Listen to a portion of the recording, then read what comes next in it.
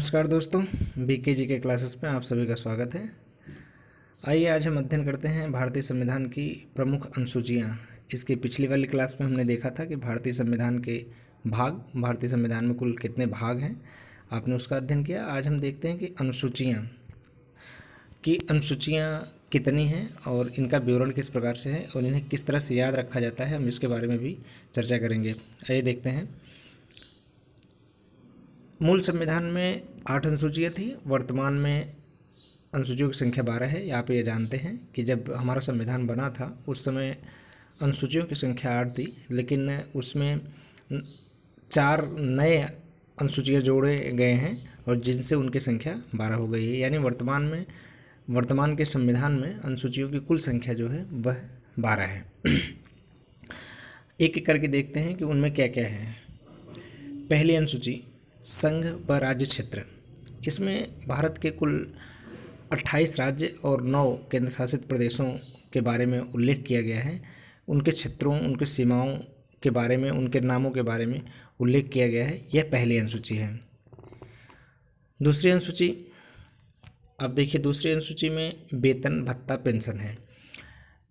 दूसरी अनुसूची में जो विवरण दिया गया है वो वेतन, भत्ता, पेंशन से संबंधित है, लेकिन किसके वेतन, भत्ता, पेंशन के बारे में बात की जा रही है।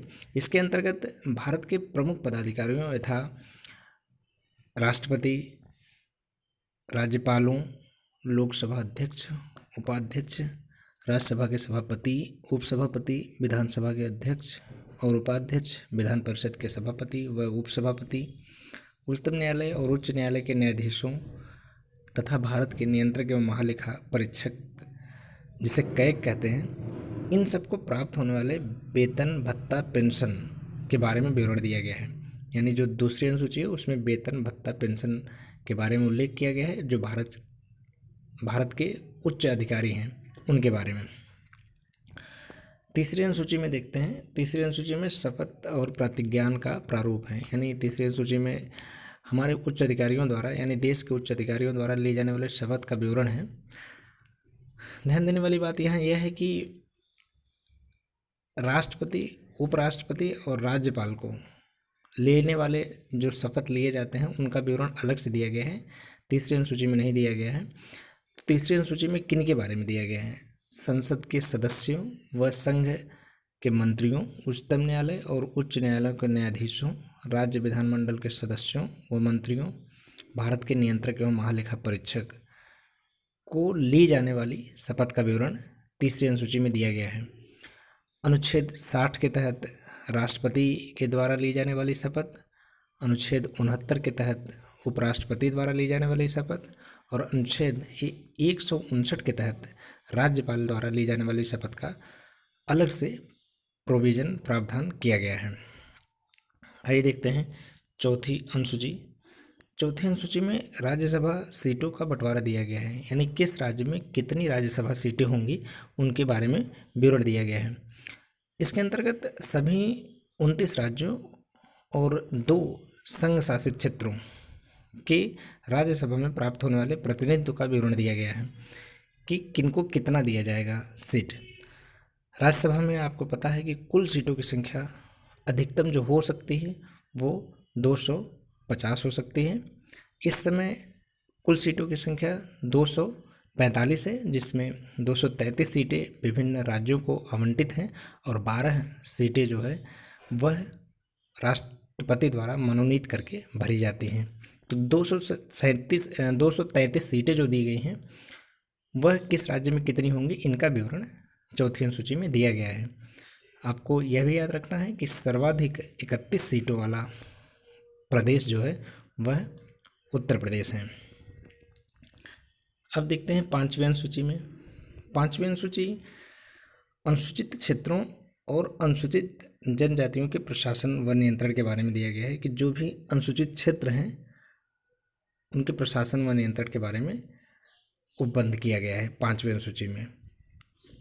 छठवीं अनुसूची में देखते हैं क्या है कि छठवीं अनुसूची में असम, मेघालय, त्रिपुरा और मिजोरम के जनजातीय क्षेत्रों का विवरण दिया गया है। जो पूर्वोत्तर के 4 राज्य हैं, असम, मेघालय, त्रिपुरा और मिजोरम, के जनजाति क्षेत्रों के प्रशासन के बारे में उपबंध दिया गया है कि वहाँ का प्रशासन कैसे चलाया जाएगा। एक अलग प्रोविज़न किया गया है, वो 6वीं अनुसूची में दिया गया है। आइए देखते हैं 7वीं अनुसूची। 7वीं अनुसूची में शक्तियों का बंटवारा है। 7वीं अनुसूची में शक्तियों का बंटवारा है। किनके मध्य शक्तियों का बंटवारा? इसमें संघ और राज्य के मध्य शक्तियों का विभाजन किया गया है। इसके अंतर्गत 3 सूचियाँ बनाई गई हैं, केंद्र सूची या संघ सूची, राज्य सूची तथा समवर्ती सूची। आपको पता होगा कि संघ सूची में कुल 97 विषय थे जो वर्तमान में 100 हैं, यानी पहले कम थे अब ज़्यादा हैं। संघ सूची में पहले 97 विषय थे, अब 100 हैं।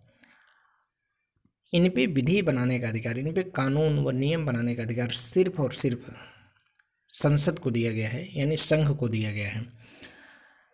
राज्य सूची में कुल 66 विषय थे पहले, लेकिन अब उनके विषयों की संख्या कम कर दी गई है। 61 विषय हैं इस समय राज्य सूची में, और इन पे नियम व कानून बनाने का अधिकार राज्य के पास है।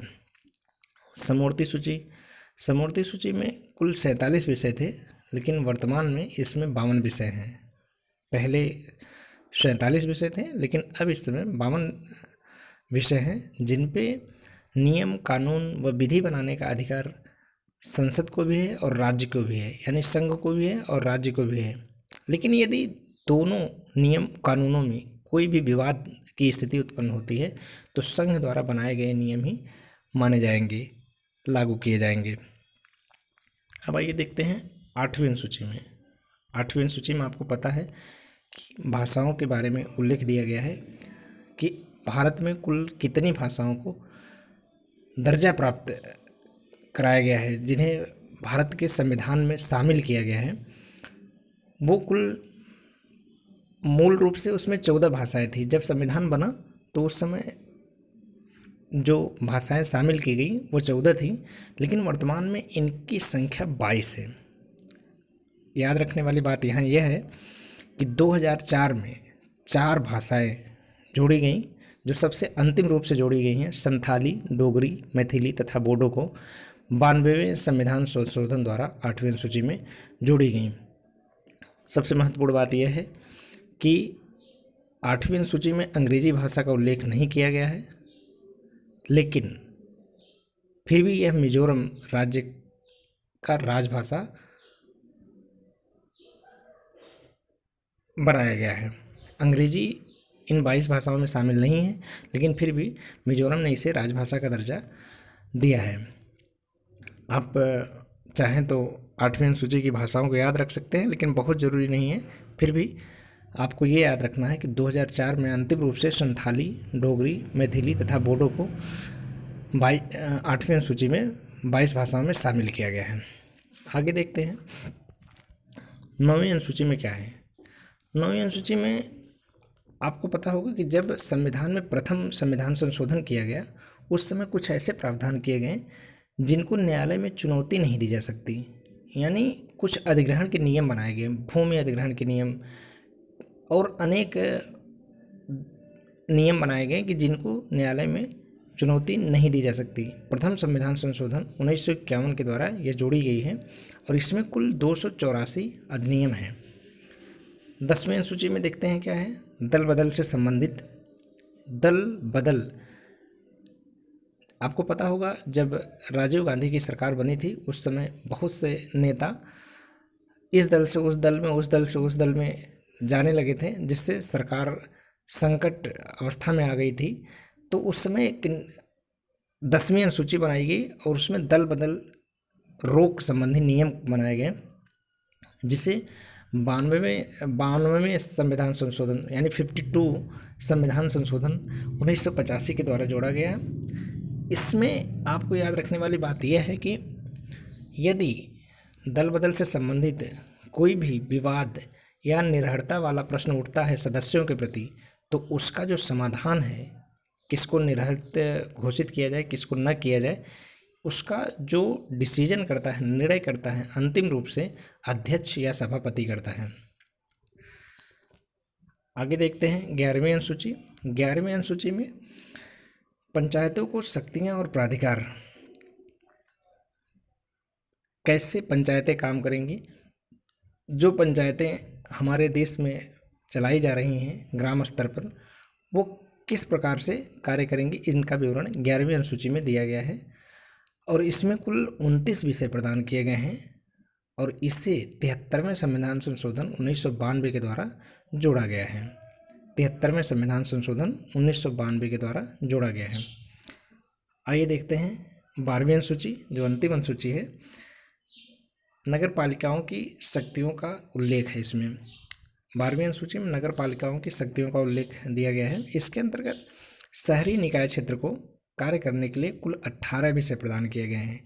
आपको याद करना है कि पंचायतों के लिए 29 विषय प्रदान किए गए हैं, जबकि शहरी क्षेत्रीय निकायों के लिए 18 विषय प्रदान किए गए हैं। यह अनुसूची 74वें संविधान संशोधन 1992 के द्वारा स्थापित की गई है।